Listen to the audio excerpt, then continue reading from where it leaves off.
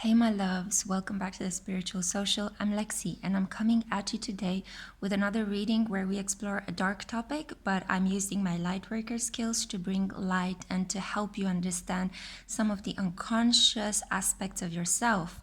Today we're going to talk about fears. So I published a video yesterday where I talked about dancing with the devil, right? Inspired by a Florence and the Machine song, Shake It Out.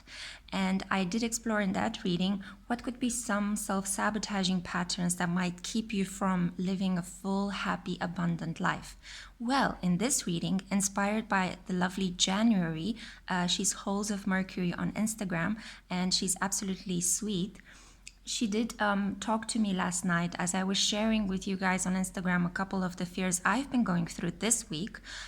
She replied very much in support of that, and she suggested that I do a reading based on what is the guiding fear of your life and what could be some steps to face it. So what kind of actions do you need to take to face your fear?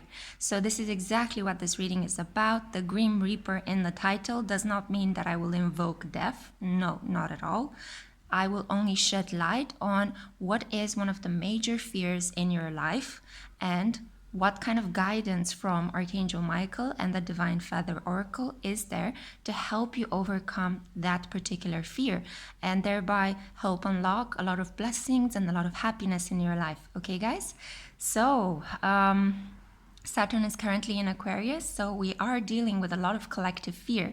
The more we work on our own fears individually, the better we can actually show up for the collective and shift this energy around, transforming it from fear into love and acceptance. Okay, guys?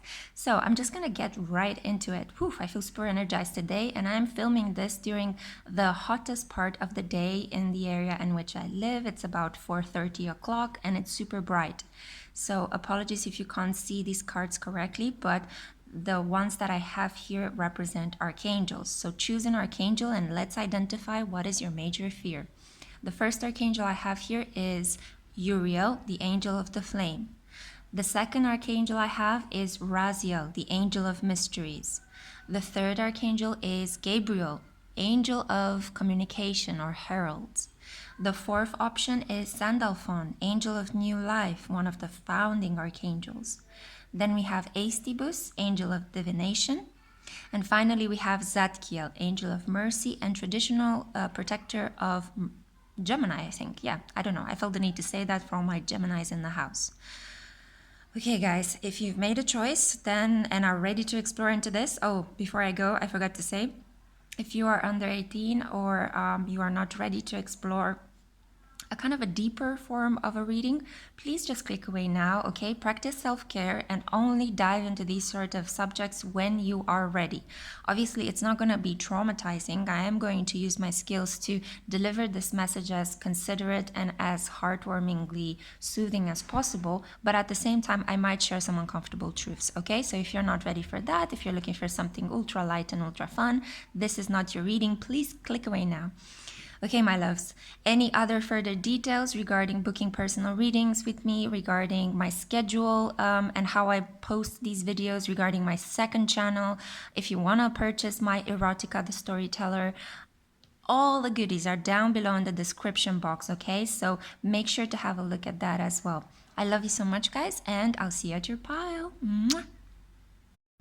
Hi pile number 1, welcome to your reading. For those of you that just clicked directly to your pile, I just wanted to reaffirm that this reading is not about death, in spite of the title of the video. This is about situations where you are encountering a lot of fear. I'm going to help you identify what that fear is, and I'm going to also see what advice from the light I have to help you overcome and face that fear, okay?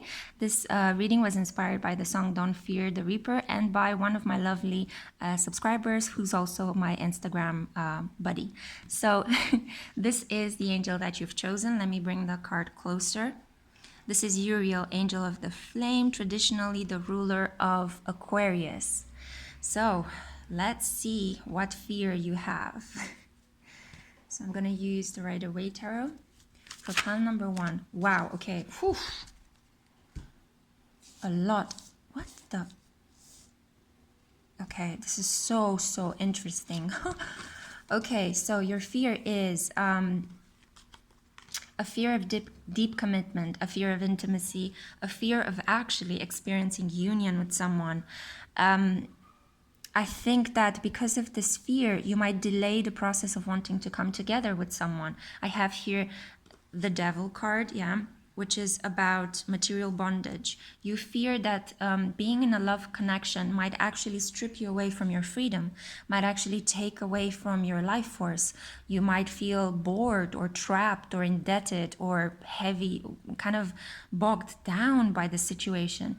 You might also fear monogamy with this card. So you might think, oh my God, how can one person satisfy me in this lifetime? What about all the other people that I could meet and fall in love with and experience pleasure with? You might feel the responsibility of having to undergo a traditional lifestyle. With the Devil card here, this is ultra fear. This is massive fear. It's not just a tiny fear. This is a fear that is blocking you from actually living your life purpose, okay? This is also Capricorn energy. So it could be that you are a Capricorn or you have a North Node in Capricorn or you have a Saturn in your 7th house. These are all about not wanting to live up to the heaviness, the traditional weight of living a life that is all about being indebted to someone else, taking care of someone else, okay? I'm not saying that you are a bad person in any way. Our fears do not make us bad, but they do stop us from living out our life paths. They stop us from actually living fulfilling lives. Because sometimes the interesting thing about fear is that fears are also related to our deepest desires. As you can see in these two cards, we have here the Devil and the Lovers, right?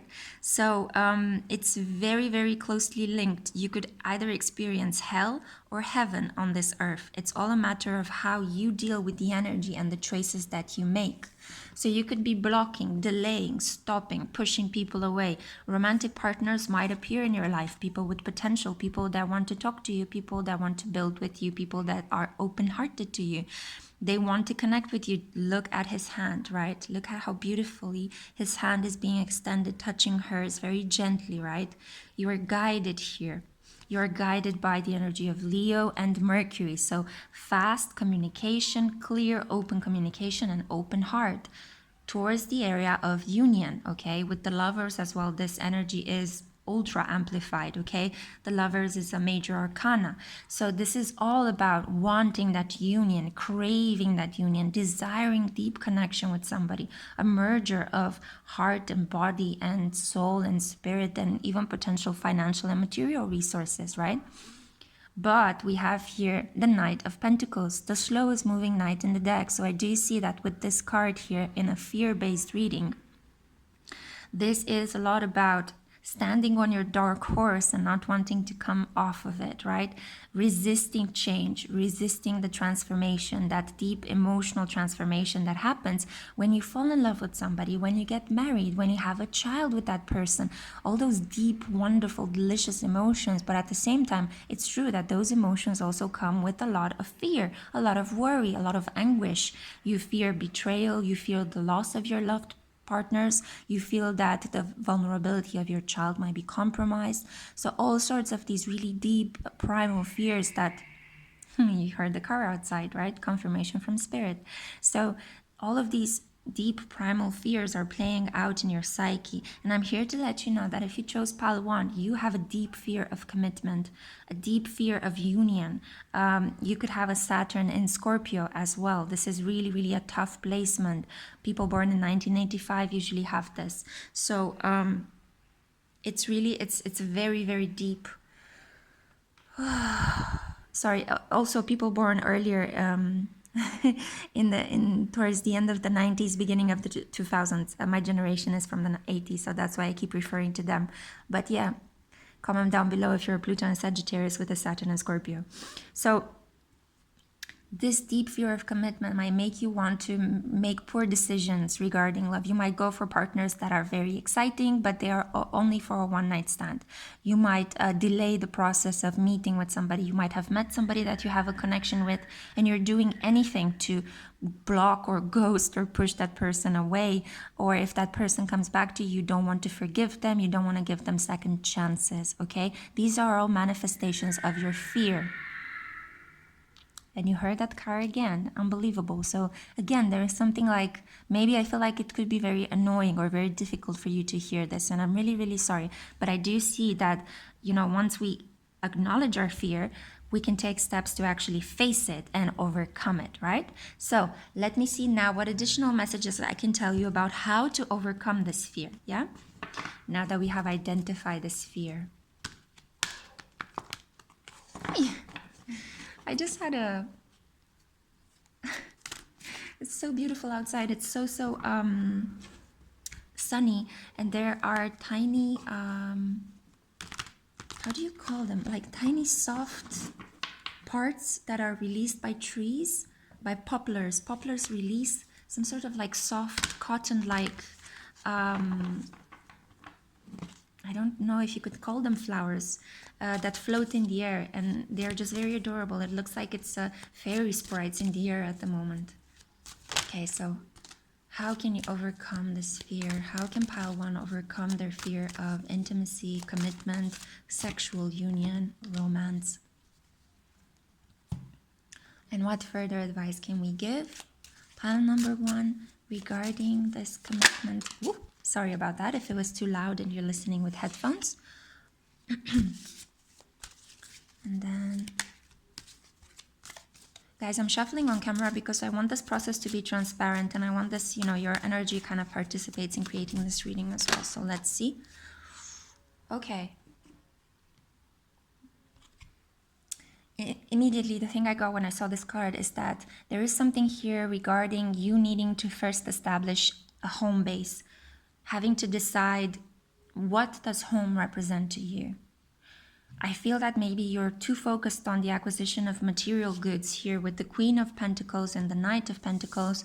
You might be too into your finances, your resources, and holding them all for yourself, because they do give you independence, right? And merging your assets with somebody else might be something that terrifies you, because you feel that once you do this, it's like your independence is compromised. But the thing is that falling in love with someone can be very liberating. I'm going to lower the camera a bit down so you see all the cards. There we go. So falling in love with someone is really liberating. That is true freedom. It's almost as if you gain more by being in a deeply stable, committed relationship. In spite of the fact that it's true, boredom can install itself. But in a commitment where you guys are open-hearted and committed to growth, both of you, this will not be boring. It will be something that you will go through different life cycles, life phases, and every time you will come together and reestablish this commitment to be with each other. And you will find so much joy in being together with someone that has your back, is there when you are sick, is there when nobody else loves you, when perhaps you lose your job or you lose your material goods, because this could happen as well. But if you keep holding on to your independence because you are afraid to trust, you will not have this committed partner by your side, and you will end up not having much, right? Okay, that's not mean to reaffirm the fear, but I do feel that here it's really, really important to understand that you can share your resources with other people. The way in which you can overcome this fear is by trusting and opening up to another person, allowing love to happen without you needing to control it. We have here hawk, right? Hawk energy. Pay attention. A powerful message is being communicated to you now. So I think here, this is a sign about you paying attention to what other people are telling you. When a person might be subtly giving you hints, hey, I want to be with you, hey, maybe I'm falling in love with you, pay attention to that. Don't control the process by pushing them away, or thinking, no, I don't have time for this, or burying your head in work, or going shopping and thinking that this satisfies me for the moment and I don't need love. Everyone needs love, okay? It's the thing that drives us. It's the thing that our souls crave most, because we are love, yeah? So don't block the love that you are, and please accept the love that other people want to bring you into your life. We have here, your home is protected by angels. Do you think that home is a house with walls, or do you think that home can be another person? I think it's really important. This message is communicated to you from Archangel Michael, who is famous for being the angel that, cuts through things, cuts to the core of the matter. and is showing you the way. So I have here this message for you. Archangel Michael, thank you for watching over my home and its inhabitants. I ask that you post guardian angels at each window and door, ensuring its security. Thank you for guiding my finances so that I can easily afford to pay rent, mortgage, and taxes. Your finances are okay. You might actually find that if you share your resources with your partner, you might have even more resources. You might find that your partner and being together with someone is not just a situation where somebody takes away from you, but it's a situation where, as I said, if you go through a period where you're losing your finances or where you lose your job, it happens to us all at certain points in time, yeah? Then your partner could actually provide for you. It can be a source of support rather than a source of taking from you. So it's all about you trying to reconfigure how you think about love, how you think about marriage, how you think about union. Rather than seeing it as a trap, why not seeing commitment and a monogamous lifestyle as actually a step to a deeper sense of freedom, an inward sense of freedom, a deep security you're rooted in a relationship with someone. That is your person that has your back, the person that you can blindly trust. You can sleep with your back towards them and you know you'll be safe, you know. This is a person you can chill and relax with. It's all a matter of you becoming deeply spiritual and understanding that what gives us deep inner security in this lifetime is not a home and it's not finances, because those can easily be taken away by a tornado, a hurricane, an earthquake, okay, by an economic crisis that comes and slashes your account, you know, or by people just, you know, through theft, right? So when you lose all those material goods, what remains? Your friends, your family, your partner. Those are people. Like anchoring ourselves emotionally into people rather than objects and material resources is the step forward. 7, the sign of spirituality. This is the white horse of the charioteer in the chariot card, right? This is about your conscious mind. Rewiring your conscious mind to truly reflect on the meaning of a commitment is really going to help you take roots, pay attention, and thereby become even more abundant than you have actually imagined.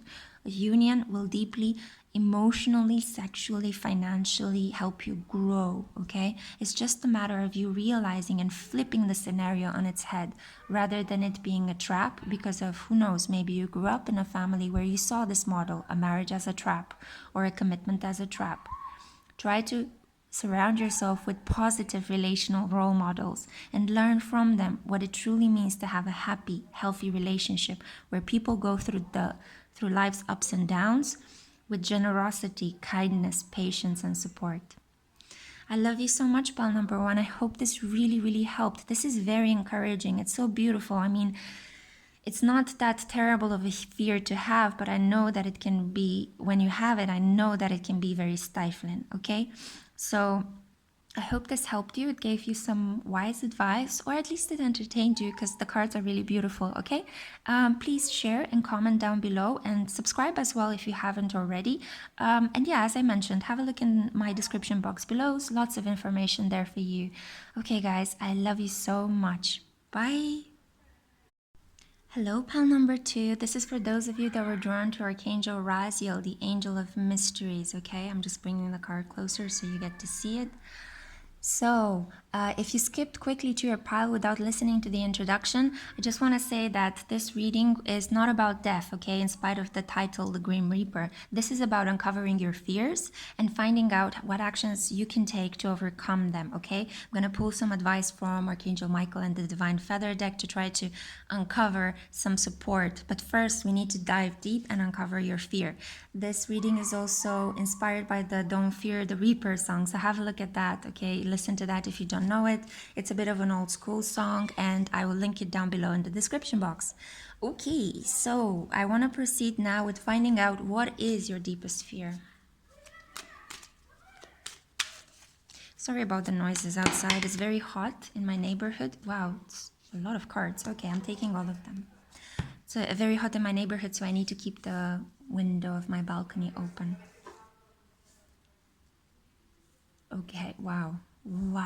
What's happening here? Bit of a blocked energy, and I trembled when I picked that up, so trembling, feeling sweaty, feeling heart palpitations. What kind of fear is this? Okay, so you got the 9 of Wands. I always forget to actually show you guys the cards, but there you go. 9 of Wands, Ace of Cups, the Star, King of Discs, and Justice. What kind of fear is this? Ooh, okay, immediately I'm getting fear of being betrayed, fear of losing out.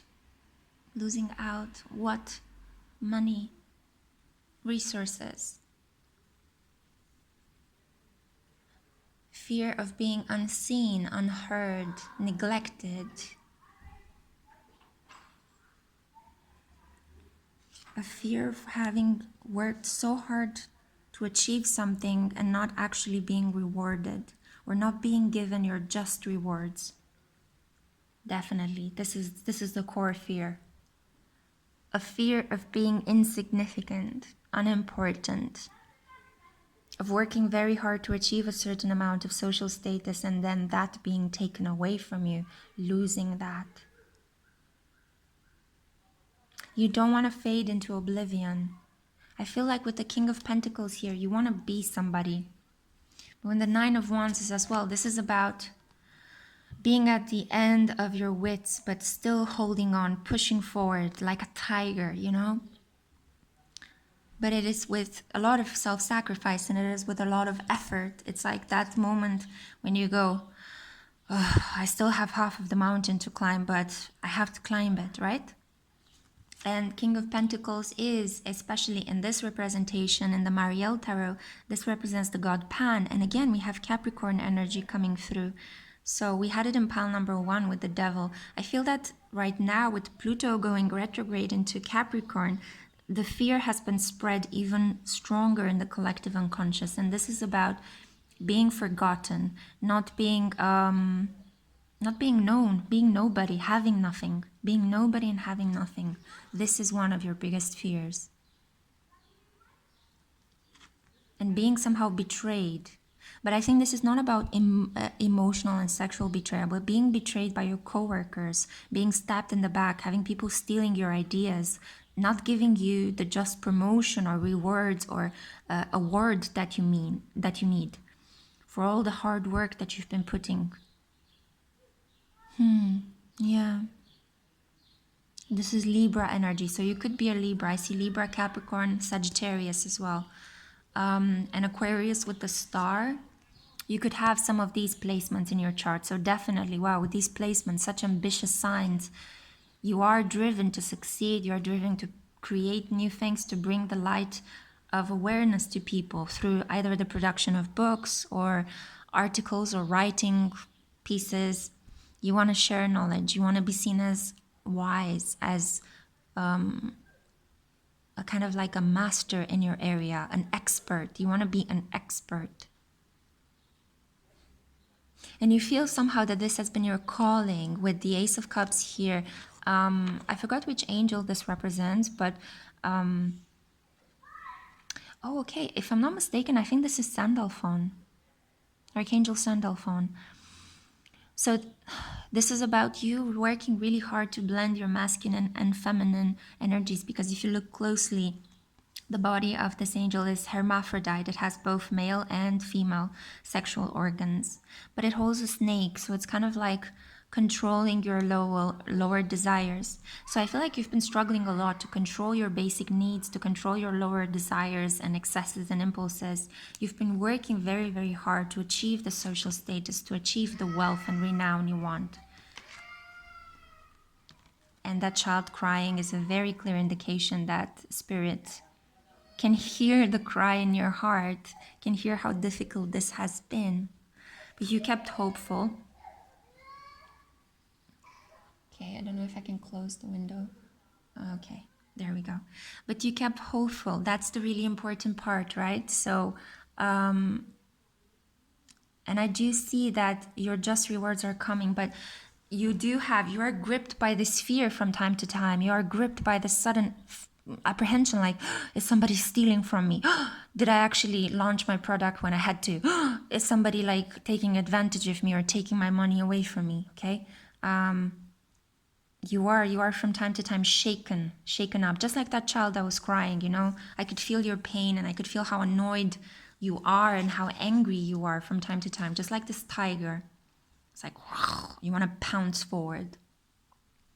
And Raziel, I feel here, being the angel of mysteries, this is about you needing to know. You educate yourself quite a lot because you need to know the outcome. I think you have a belief that if you want to achieve something, if you want to become somebody in this lifetime, you can only do it through hard work, and it's only through your own control that you can become somebody. So I think you have that work hard to become whoever it is that you want, or become successful mentality, okay? But there is also the other idea floating around in the collective, the idea that you don't have to work so hard. You just have to be clever, and you have to know the right people, right? Networking, trusting, building relationships with people based on trust, based on mutual support, collaboration, inspiring one another, and just plain old having fun with the process. Because I don't see you having fun with your process. I see this as hard work, toil, nights spent studying. Maybe you're working towards a PhD, or you're working on some form of research. You're toiling, you're traveling, you're like consuming a lot of energy to start your business off the ground, to strike deals on behalf of your employer, or to put your own business plan into action. Okay, so this can apply to whether you are already working on your own business or in collaboration with someone else or for another company, or if you're studying. This is all about hard work. I see the work aspect here. It doesn't matter in which area of life, but I do see that this is about what you do, okay, not in your area of intimacy or love. Okay, so let's see what advice, how can we bring light into this fear?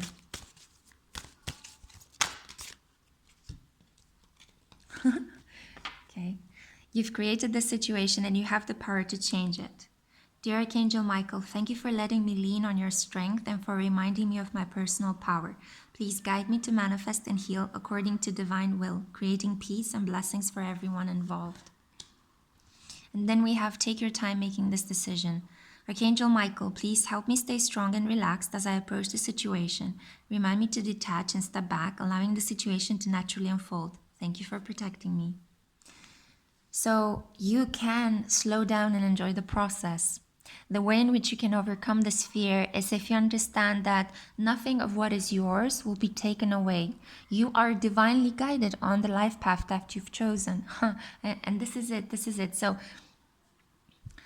the moment you realize that you are co-creating with spirit, it's not just you that is responsible or is in control for how your professional life will develop. You are also given opportunities by the divine. The divine is orchestrating a number of things. It's orchestrating specific meetings at certain given points. It's bringing specific people into your life that give you either advice or challenge you to grow. The divine is delaying some parts, blocking certain avenues, and opening other doors, windows of opportunities for you. You are not doing this all by yourself. You are creating it with spirit. It's about divine intervention, and it's about human free will. The moment you realize this, that will be the moment when I see that you can actually relax into the process and have fun with it and open up a little bit more to people, you know, and collaborate more with them rather than fear that they might take away from you all your hard work, or they might step in and steal your ideas or steal your rewards, right? That's not going to happen. Even if there were situations, because I think that you have this fear because something happened in the past. You were betrayed and now you're like, oh my God, you know, I can't believe people are like this. I want to change. That was potentially a test. Maybe the divine was trying to let you know that you are becoming a bit too closed off or a little bit too ego-based in how you were pursuing your career. If you were just working without finding a balance between self-care and work, between enjoying the process and actually, putting your head down and actually proceeding through the daily tasks that you had to do, then that's not going to work. That's not a tenable situation. That will be like the divine will insert a disease or an issue, an argument, a conflict, or will delay certain outcomes or will block your deadlines just because it wants to awaken you to the idea that, hello, you're too much in your ego, okay? You've become too selfish or you've become too work obsessed.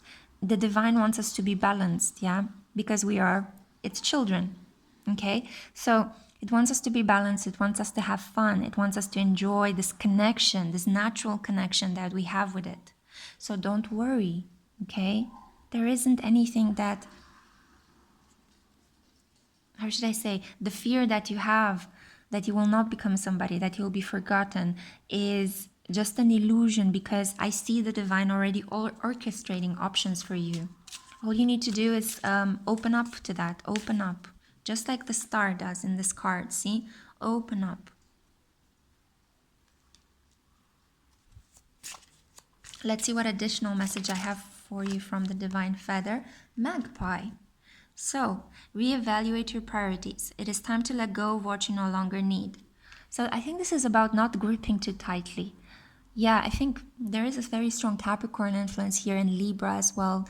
They're both hardworking signs, right? So they put so much effort into what they do. They love to be professional. They love to be analytical. They love to read and improve themselves. And they really put a lot of emphasis on personal relationships. They value that and they find it very hard to let go. For Libra, a conflict with another person is really heart-hurting because they are such sociable and they love peace. And for Capricorn, a conflict with somebody and the fear of losing somebody is devastating. They love to just attain a lot of things in their life. So losing people, objects, money, it's hurting their heart, okay? So we have all of these influences here, but I am here to let you know that if you have these astrological influences in your chart, and if this pile genuinely resonates with you as I see it in these cards, fear not. You are protected. Just release the tension, release the anxiety. If you've been driving yourself mad with why aren't things being given to me now, relax. I know it's easier said than done, but it's a process, okay? It's a process. The divine needs to orchestrate the right people to come into your life at the right time. It needs to actually, kind of handle other people's processes. So when other people's processes reach a point of fruition, they will find yours, and then you will be able to actually get the rewards that you're looking forward to. Also, public status and acclaim and even fame, if that is what you're looking for, comes in time. It's a process. Every famous person has had to have a period of apprenticeship in their life, which made them the person that they are today, this bright, charming, beautiful person. These people that portray, these famous people that we are loved to look at and admire, that portray what they do with so much ease, are just people that actually spend a lot of time practicing and going through sacrifices and efforts. And I'm sure that you're aware of that, because I do see you putting in a lot of hard work, right? But that's all I'm saying. It's a process. The moment, the watershed moment is coming. This divine intervention will come. Spirit has its way of working in completely surprising ways. All you need to do is have fun with the process, relax, face that fear, face the fear of you losing everything. And you'll realize that behind that fear is a world of openness, collaboration, friendship, relaxation, enjoying the fruits of your labor as you go throughout your work. Not just all in one go. So not pushing you to reach very quickly the summit of the mountain and then trying to get rid of people on your way. And then when you reach the summit of the mountain, you find that it's cold, that it's drag, that it's a drag, and that, you'd have nobody by your side. Yeah, you don't want that. You don't want that. Nobody wants that. To have their rewards and then to have nobody to share them with because you did not enjoy the process, you were not a fun person to be around, and you drove everybody away.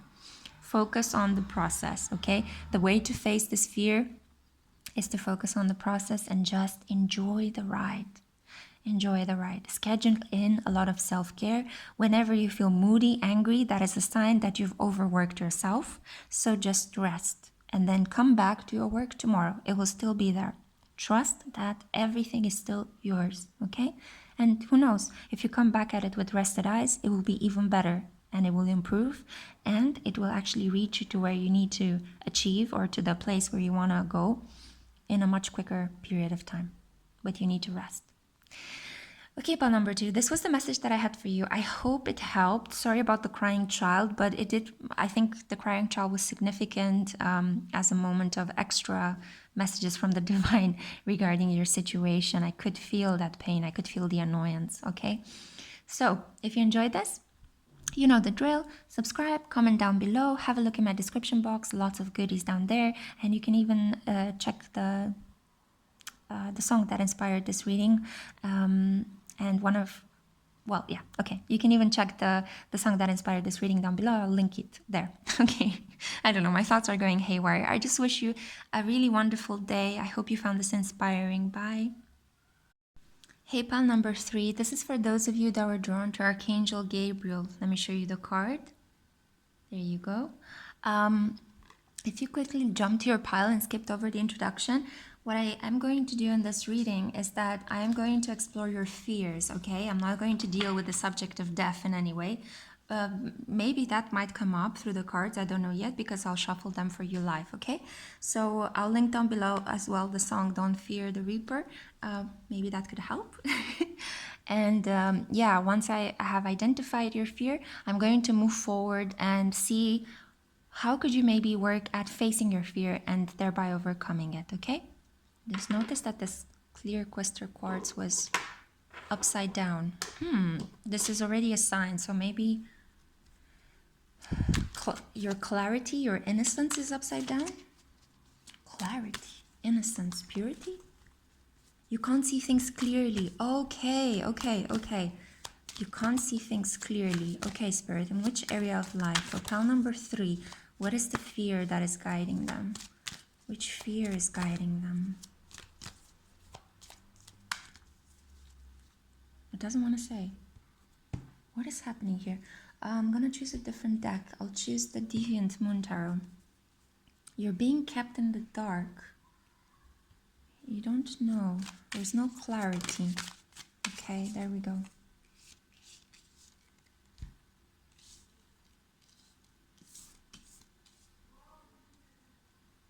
What is your biggest fear? The fear of being physically harmed, molested, abused, kept in the dark, literally, kidnapped, kept in a cellar somewhere, trapped, not being able to move, not being able to, to escape. Seeing the world only through a small window and not being allowed to come out to the sun. You're afraid of a powerful person, a man, I think. I do see here with these 2 men. You're afraid of some sort of male figures in your life that could become so obsessed with you that they would take over you and they will harm you physically, sexually, romantically, in any possible way.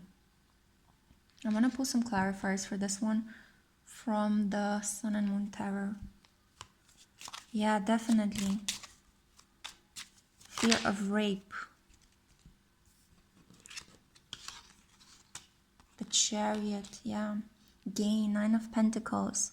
Fear of having your self-worth compromised. Fear of having somebody come really fast at you and attacking you, basically, assaulting you. Fear of assault.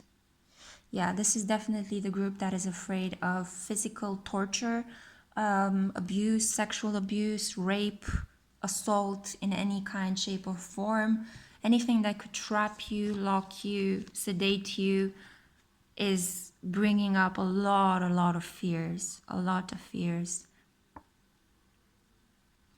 I feel like, do you see how she's in this image, like using her finger to tap the sword?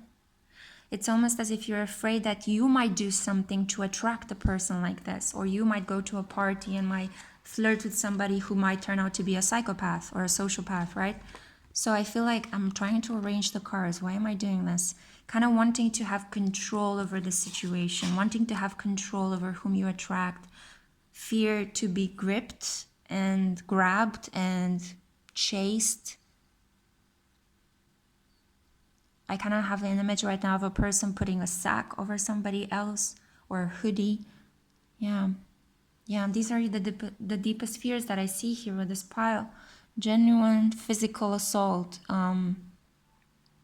I don't see the fear of being beaten up or something like that. It's more a fear of just having somebody that is obsessed with you to such a degree that they become, like a psychopath, and they kidnap you and they rape you.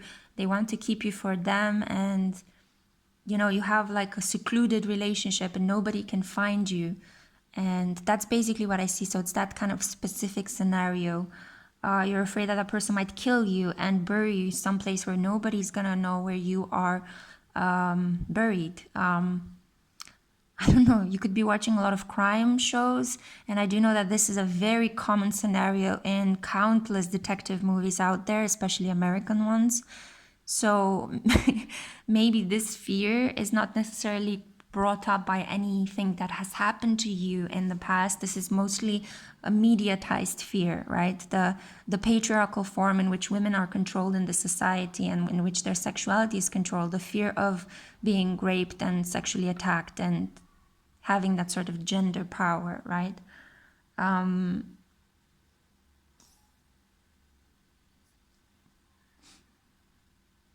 I keep thinking that this is a person with authority in your life, maybe a father figure or a priest or somebody in your community that you think is slightly creepy. Or you might be afraid of these kind of characters. Maybe you're an only child, you did not grow up with a father, and you hear all these scenarios about, disturbed men that do these kind of things to children, and to younger teenagers, so on and so forth. Again, this is also a highly sensationalized scenario in a lot of movies, right? To attract attention and to dramatize real life situations. So I do feel that this is something that could have been acquired. This fear has been acquired from maybe watching a lot of television, a lot of news, and watching a lot of crime shows, right? NCIS, this is what I hear in my mind.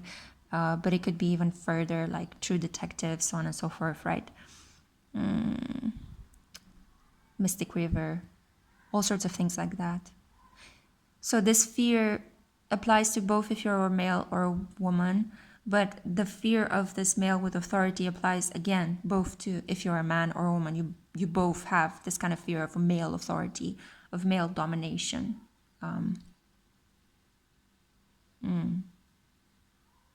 Yeah, that's the fear I see. I think it's very, very clear. It's crystal clear what your fear is. So let's see, how can you overcome this fear? One very quick advice is stop watching television shows that are focused on that. I'm really sorry, but this is a very clear advice, like watch crime shows about something else. Although, yeah, that's a very common theme. If you generally have a look at crime shows, they're all about male on female violence. Very rarely do you see female on male violence or situations that are turned on their heads. So potentially, I don't know, watching a different type of show. But if this is connected to a real life fear, and I did get a wow, like a stomach punch. Oof, like a sensation in my stomach, like I'm about to be sick. What's happening here? If this is a real life fear, I feel that this could be for some of you.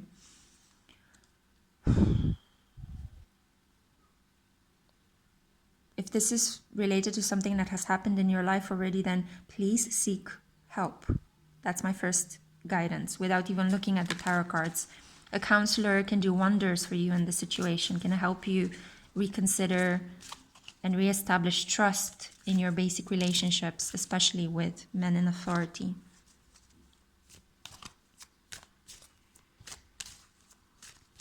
You could be suffering from insomnia as well due to these recurring fears, like not being able to relax fully when you sleep, not being able to let go fully.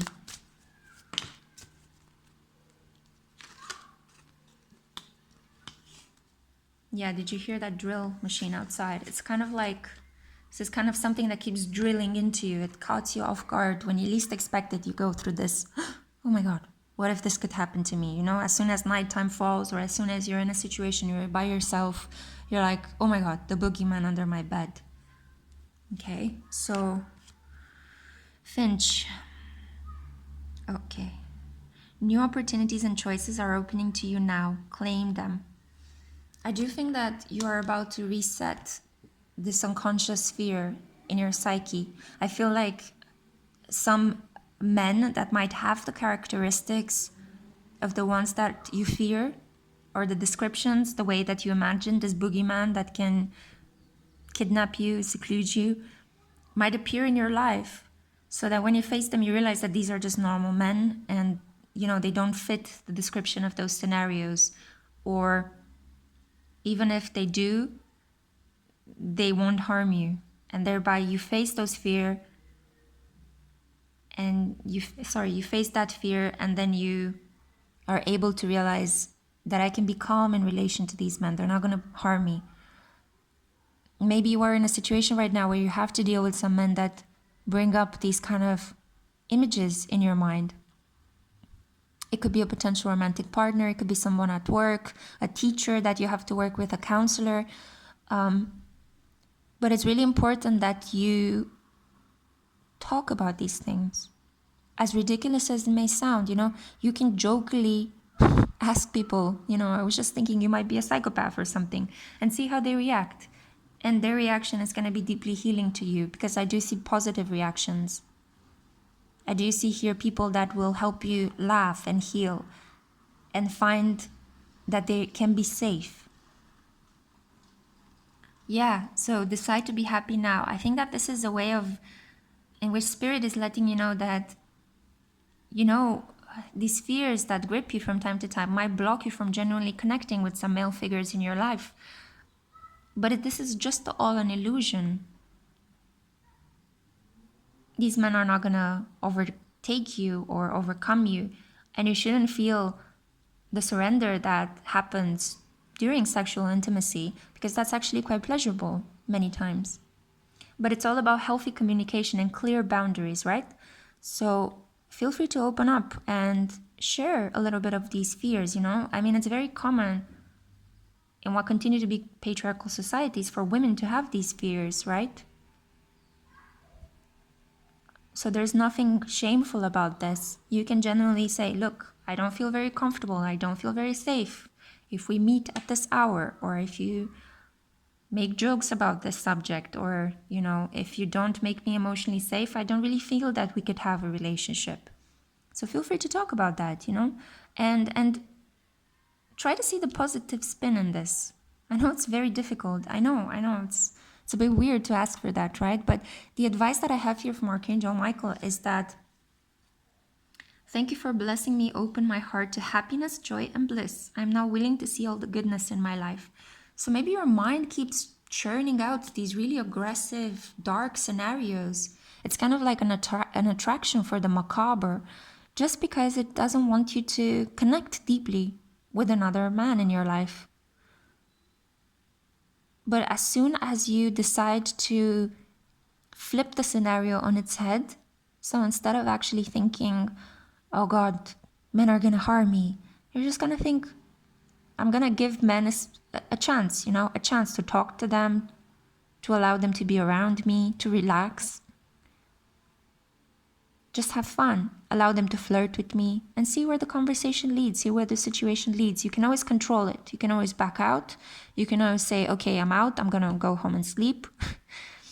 It's very, it's a process that you control to some extent. So I feel that this is it, the fear of losing control, right? Fear of allowing somebody else to have control over you. A man. But I think the more you connect with your divine masculine within you, and you rise up to your own control, to your own capacity to think, hey, I'm not a victim. I'm not just a vulnerable person, right? I can't just be taken. And the more you start thinking like that, the more you project positivity and optimism. It's like you put a natural defense shield around you. But it's one that is attracting people rather than repelling them. And it's attracting positivity rather than negativity, because what we tend to think of persists. And you don't want to end up in the scenario where you genuinely bring into being these dark fantasies or these dark fears, right? Yeah. So Spirit wants you to bring a new way of thinking in your life. Maybe stop watching kind of macabre crime shows and focus on romantic movies. I know that might sound like, oh, maybe you're a Scorpio or a Capricorn, and you're like, oh God, I hate those things, you know? Okay. But you also want to live without so much fear, right? And you also want to be a bit more optimistic. So try to give people a chance. I think that this advice is very similar to the one from pile number 2. Open up, you know? Opening up. And not because you're opening up to allow people to come closer to you and do them a favor, but you're opening up because you generally want to experience optimism and light in your life rather than all this darkness, right? All this fear regarding connecting with a male figure. Decide to be happy now. And this is how you will kill that fear. You'll kill the illusion. And claim the opportunities. Claim them. Don't run away from them. Don't push them away. Claim them. And step forth into the light. Okay, my dear, I feel like this was the message that I had for you. I hope you found it interesting or supportive or wise. It certainly was created with this intention. Please subscribe if you haven't done already. Comment down below if this resonated, and have a look in my description box for countless goodies that I prepared for you. Okay? I hope to see you again in my next reading. I send you all my love, Pile 3. Bye. Hey Pile 4, this is for those of you that were drawn to Sandalphon, the angel of new life. So if you skipped over the introduction and you just quickly went to your pile, just want to say that in this reading, we're not going to deal with death in spite of the title, okay? I just used the Grim Reaper as a metaphor for your fears. We're going to look at what is your primary fear and how can you overcome that, okay? So I'm just gonna also link the song down below, Don't Fear the Reaper, so maybe you can enjoy that and complement it with this reading. So let's find out now, what is your primary fear? So for pile number 4, what is their primary fear? What can we help them with? Okay, I think I already know. Let's see what other messages pop out. First thing that I felt is violence. Oh yeah.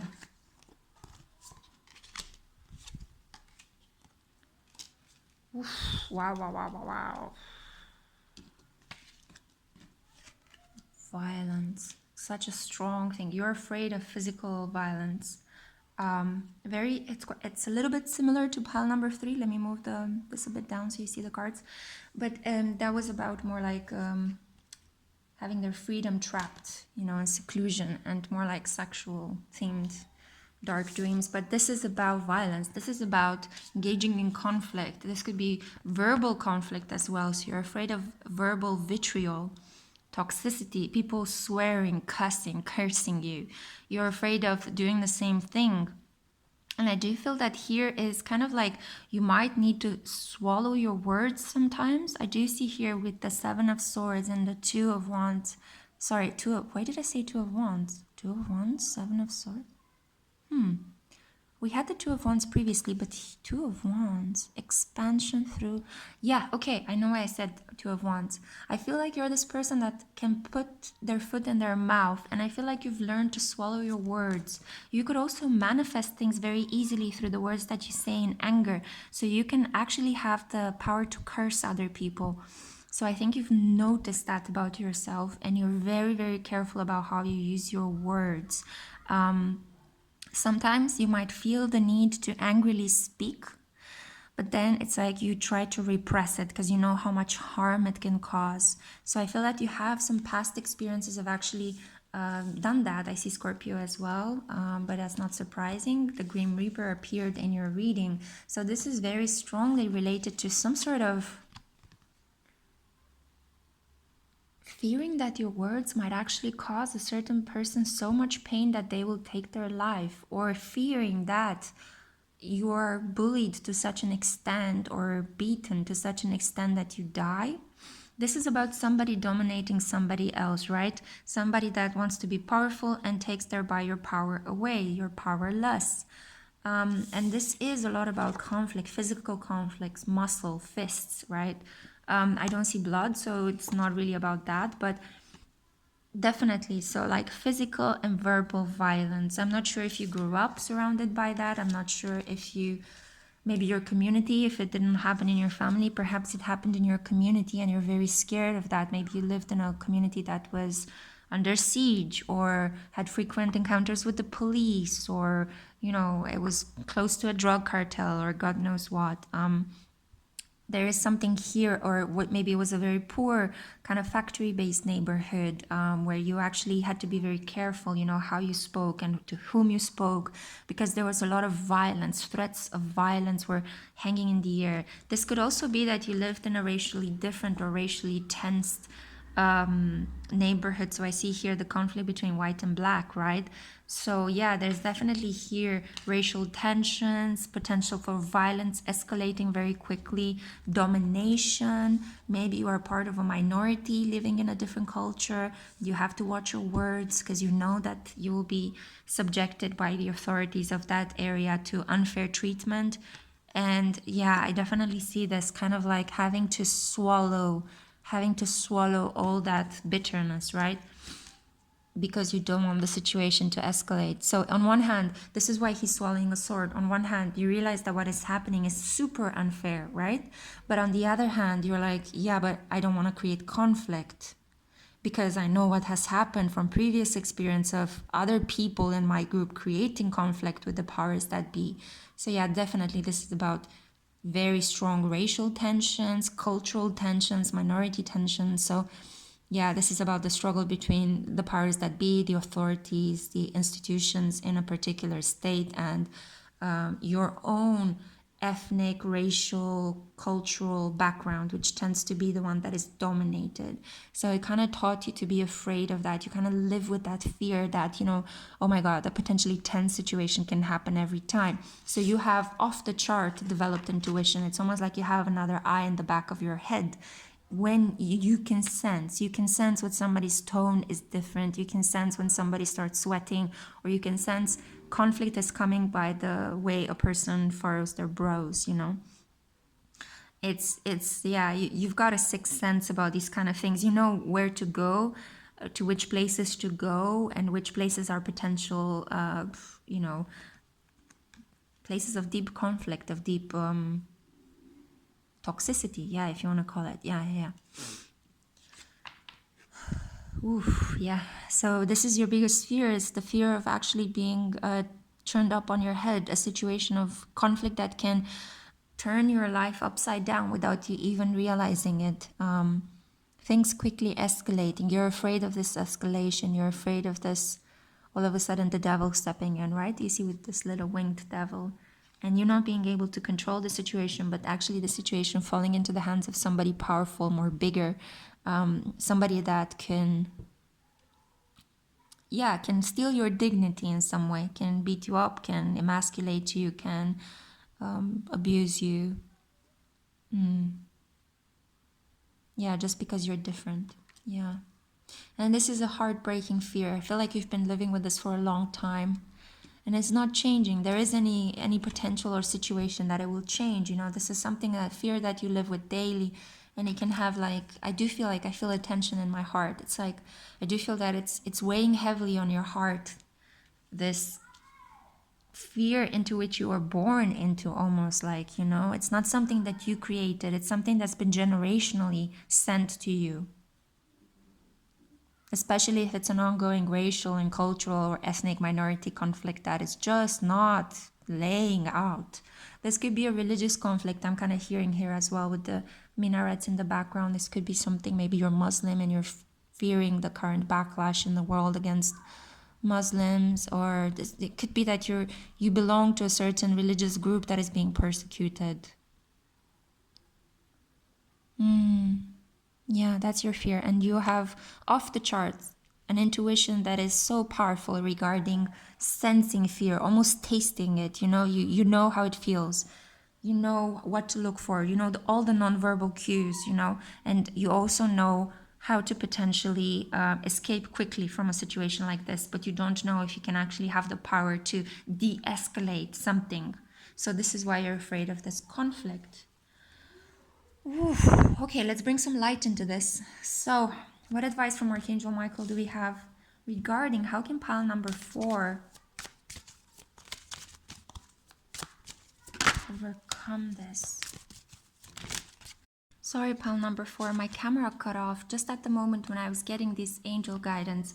I definitely feel that there is a huge block here regarding your capacity to prosper, and this is potentially due to this ancestral generational conflict, to this environment of conflict where you are potentially living, that is kind of blocking this your chances of actually moving past, you know.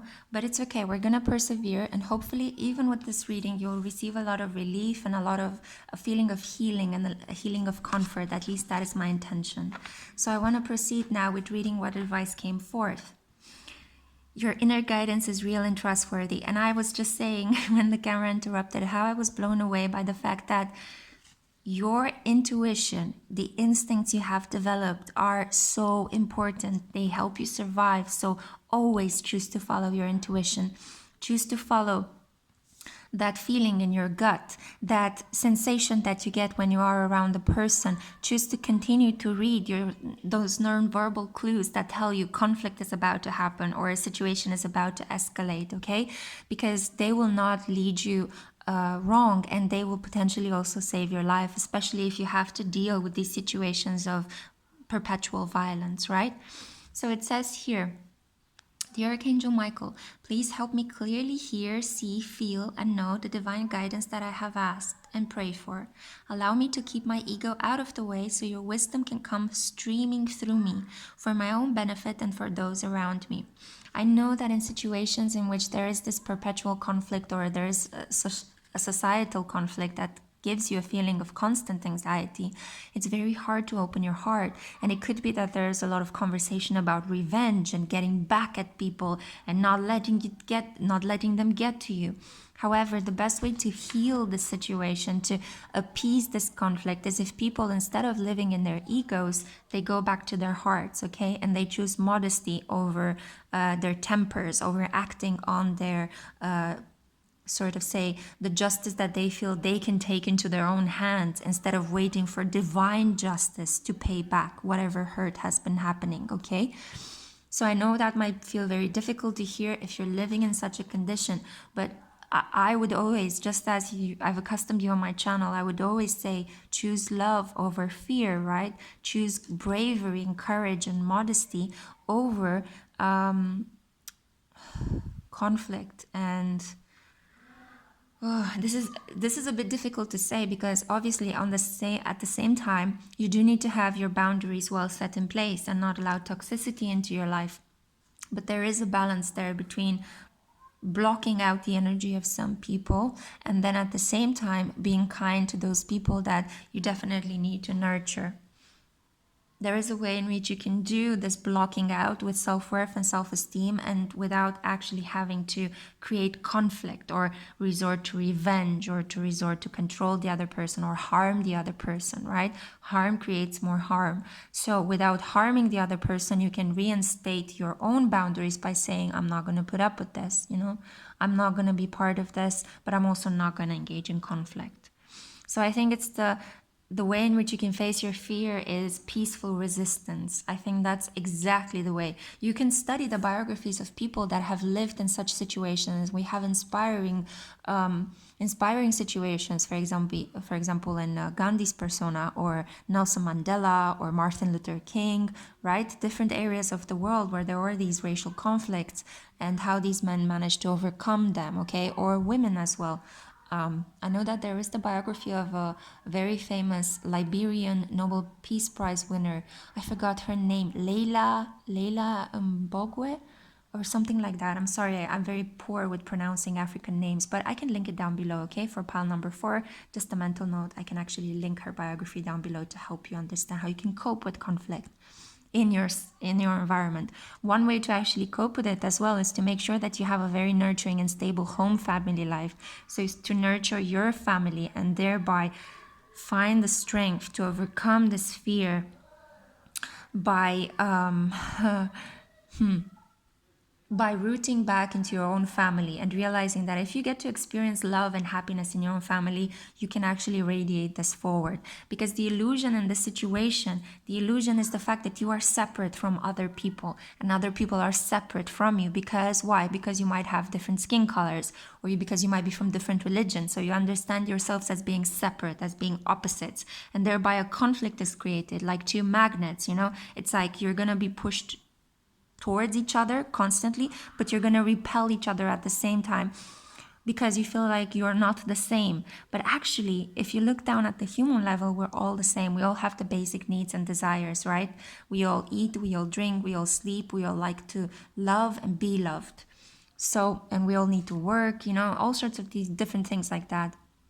So while there might be some things that make us unique, at the basic human level, we are very similar, okay? So that could be one way to face this fear, to constantly remind yourself of the fact that deep down inside, you guys are all the same, but it's just that outwardly, there are these elements that keep pulling you apart.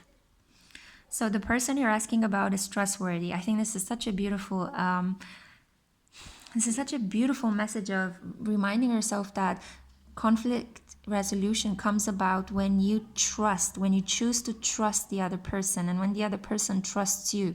But it needs to start from you, almost as if you're a role model and you inspire trust in other people. When this happens, it's almost as if you get like a divine blessing. Not only do you feel more peaceful and you have overcome your anxiety because you realize there's nothing to be afraid of. The person in front of you is not that different. The person in front of you is as alike as you are on a soul level. And the person in front of you is trustworthy. It's not an enemy, okay? It's just the created idea that that person is your enemy just because they believe in something different or just because they look in a different way. That person is not your enemy. On a human level, we are all the same. And this is one way in which you can break this illusion of separation and overcome your fear of social, religious, ethnical conflict, okay? And finally, the advice that I have for you, I don't want to make this too long, but we have Condor. So, hold the highest vision for your life. You now possess the ability to move past any hurdles. How beautiful is this? Oh my goodness, I just feel like it's kind of overcoming the darkness, right? I don't even know what to say. I just feel very empowered by the condor at the moment. I feel there's this warmth. It's kind of like you need to rise above the situation. The condor is a bird of prey that flies very high, right? Sees the big picture down on the ground, sees how everything is blended, how the water runs into the forest, how the forests actually allow the water to swoop through, right? How the water nourishes the land and how things grow from the land. I'm sorry, I'm just going to close the window because it's really getting on my nerves.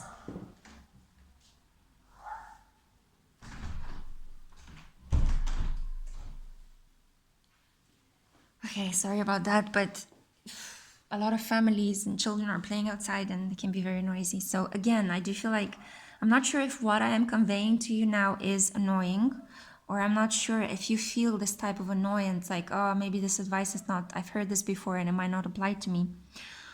But what I do feel is that choose to see the higher picture, okay? No matter how difficult it is for you and for your kin. And even when I said kin, I keep thinking if we keep considering ourselves as being of different kins, then it's going to be very, very difficult to see ourselves as being part of a whole collective. Nowadays, with this new knowledge that we have of the fact that we are a collective of souls, of the fact that we're all star seeds or light workers or different types of personalities, but at the same time, we're all united by wanting to do this sort of spiritual work. Then if you think about yourselves as individuals that are unique and yet driven by the same desire, by the same value, to have a family, to work, to have inspiring work, to be part of an environment and to use that environment for your benefit and to protect it at the same time, then you will actually be able to overcome this anxiety. So community work, healing work, work that requires you to trust a different social group than the one in which you are firmly locked into, and spreading the love that you have in your own family, radiating it out towards your community. If you can't change the situation from the outside in, change the situation from the inside out. I think that this is the best way in which you can face your fear, to be honest. Realizing that separation is just an illusion, that you can trust other people that are not from the same background as you, seeing the bigger picture, flying, soaring high up above like the condor, right? Moving past any obstacles, any limitations, and acknowledging that what drives you all shouldn't be this conflict and the fear, but the fact that you all want the same things, to love and be loved, to work and to earn a decent payment, to be able to support your families, to grow, to go through life cycle without all this trauma, but just to experience life. Okay, pile number 4. Wow, this was such a powerful reading. I really hope it resonated with some of you out there. If it didn't resonate at all, I know it was a bit interrupted. I'm sorry about these interruptions, but I think these kind of reflect the inner turmoil of this energy, right? So if you're going through something like this, I'm really, really sorry, but I hope I could guide you through it and give you a little bit of light, yeah? If this did not resonate, please choose a different pile, okay? You know, I have 6 piles today, so plenty to choose from. Subscribe if you haven't done already. Join this online family if you feel that perhaps you don't have the support around you at the moment. And yeah, comment and let me know if this resonated. Have a look in the description box as well. Plenty of goodies there. Okay, guys, I send you all my love. Bye. Hey, pile number 5. This is for those of you that were drawn to Eistibus, the angel of divination. Wow, the light has changed so much from pile number 1 till pile number 5. Still have one more to go. If you skipped over the introduction, I just want to let you know that this is a reading not about death, as the title could mislead you into thinking, but the Grim Reaper is a metaphor for your fears, okay? So I'm going to try to help understand what is your primary fear, and then try to give you some advice from the Divine Feather Oracle and Archangel Michael regarding how you can overcome this fear, okay? So without further ado, I'm just gonna start. I'll also link down below the Don't Fear the Reaper song. So let's see. What is pile number 5's fear? Whoa, is this? No, put them back in the deck. So, Knight of Swords, the rest.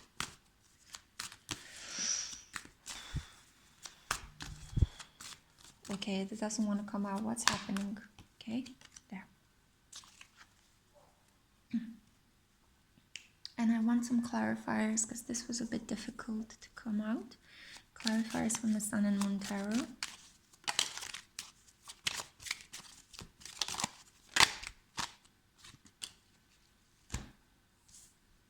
Okay, I know what this is about.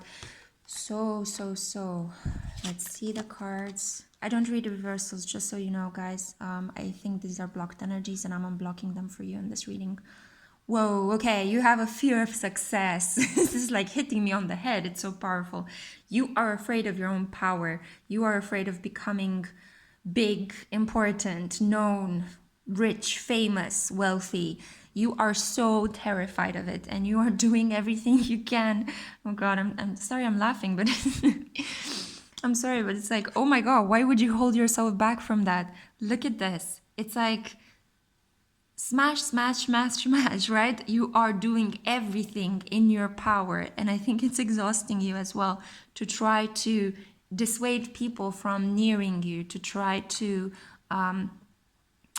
you're self-sabotaging a lot of your monetary and financial worth. And I think this also comes from maybe some unresolved self-worth issues. Maybe I genuinely feel that you're not feeling worthy of the abundance that the universe is holding back from, like, blessing you with, you know? It's almost as if you've got all this fantastic, leonic, kind of larger than life persona that's waiting to come out of you, wealth that's waiting to pour into your life. The 10 of Pentacles, this is the card of having it all, especially from a material and financial perspective, you know?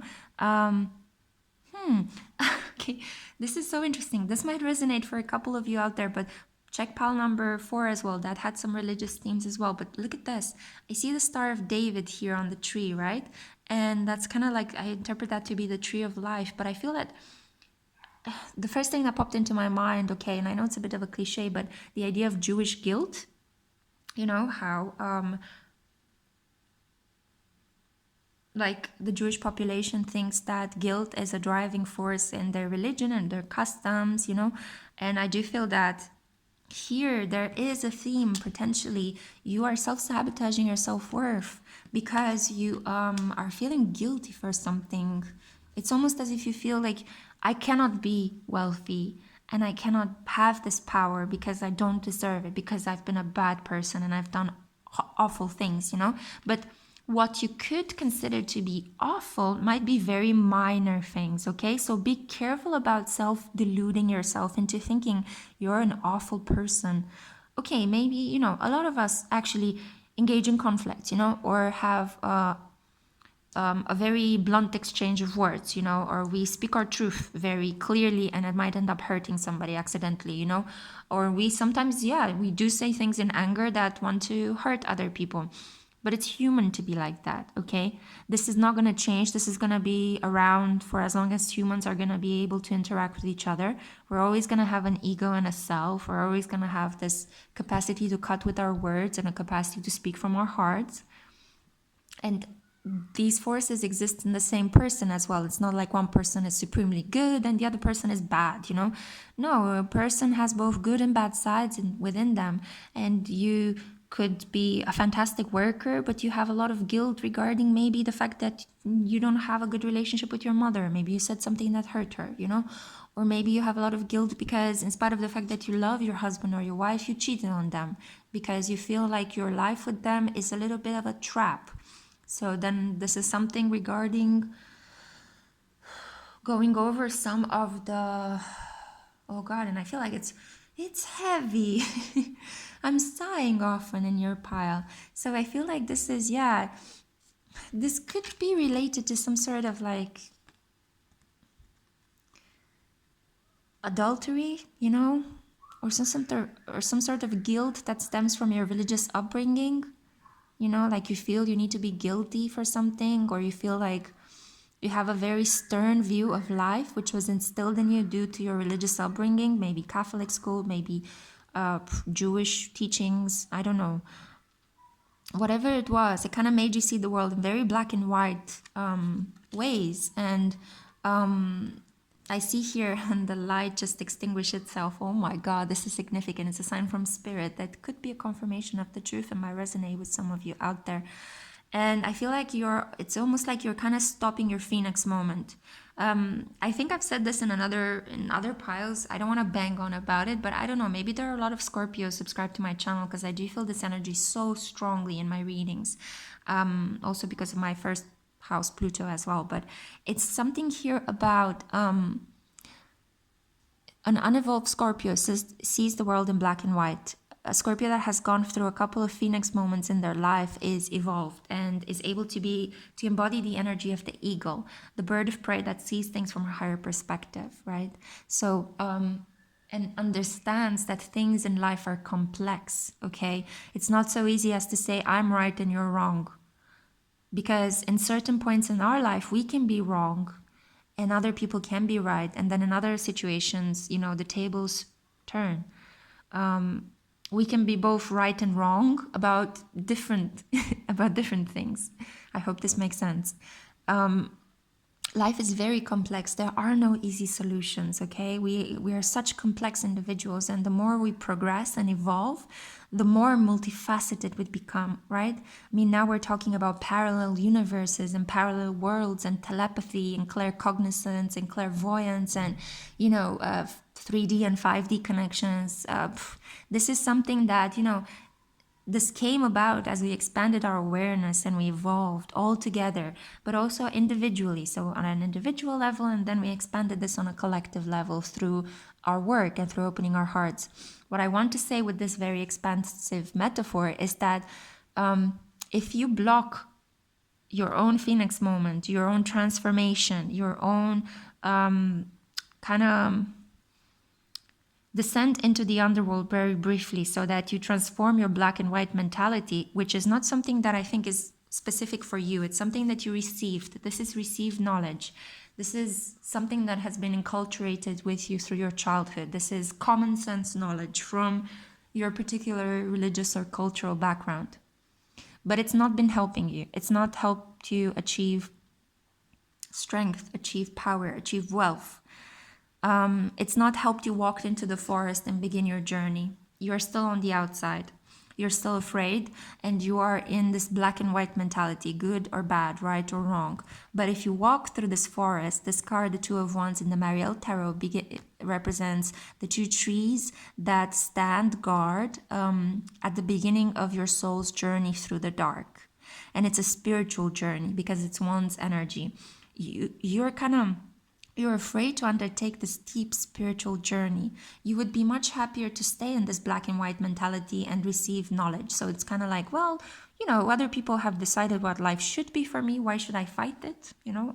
I'm just going to do what other people say. And I'm going to be happy with that. Then I'll have stability. But you're not, because I feel like you're not progressing. You're having arguments. You're frustrated and you're annoyed. I feel this need to fidget in my chair, like this anxiety, this... it's not even anxiety, it's almost like a nervous energy, like this pisses you off. On some level, this pisses you off. This represses you, definitely. And I feel like you wanna speak your truth. You wanna say something. You wanna go on this journey of gathering wisdom through experience, not through just what you've learned logically, mentally, or at Sunday school. You wanna have experiences. Leo energy. I see this one as well as Sagittarius energy. I know the King of Swords could be interpreted as Gemini, Aquarius, or Libra. But in this particular Mariel Tarot representation, this is a knight that has this lion mask on, right? The sun again, so Leo energy again. And it's about going on a journey on this beautiful owl, which is a symbol of wisdom, right? So again, going on a spiritual journey, being brave enough to become your own authority in a particular area, not to receive the authority of other people, but you're so afraid of diving deep into your emotions, of walking into this forest and undertaking the spiritual journey. But I have to say, as a person that has undertaken the spiritual journey, and I was so afraid of it at the beginning, trust me, I was so afraid of diving into my emotions and exploring them, and I found it much easier to just hide away in the library and just live my life through books. But once you start this journey, it is so beautiful. You find out that the dark is not really that dark. You find out that the dark is illuminated by lots of fairy lights, or literally lights from other people's streets, or other people's houses. The light of the moon always follows you in the dark, okay? You find that the dark has colors, okay? So it's not that the dark is only black. As soon as your eyes get accustomed to the dark, you get to see that, hey, it's made up of a number of colors, grays and deep blues and purples. So the dark is as colorful as the light. It is just more subtle. And I'm tripping over my words. I feel like there is such an impatience in you to communicate, to learn, to expand your mind. But you've been blocking yourself from this process. You are genuinely afraid of beginning a deep spiritual journey that is going to bring you so much wealth. Oh, wow. I feel like this message poured out of me. God, I think this is deeply going to resonate for one or two of you. I don't know if for a lot of you, but I feel like I'm being called out to speak in this way specifically for one or two of you out there that need to hear this message.